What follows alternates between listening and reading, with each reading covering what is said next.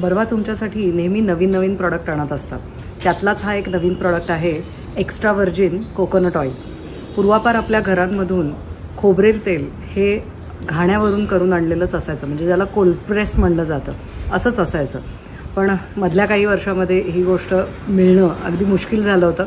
आता मात्र हे बर्वाचं जे खोबरेल तेल आहे हे तुम्ही 2-3 गोष्टींसाठी वापरता येऊ शकतं.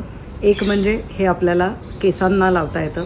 दुसरं म्हणजे ऑइल पुलिंग, म्हणजे ज्याला गुळण्या म्हणतो आपण, हिरड्यांच्या मजबूतीसाठी याचा अत्यंत चांगला असा उपयोग आहे. तिसरी गोष्ट, 1 चमचा तुम्हाला हे पोटामध्ये खाता येणारं तेल आहे, ज्याचा उपयोग सांध्यांमधलं ल्युब्रिकेशन मेंटेन होण्यासाठी म्हणून केला जातो.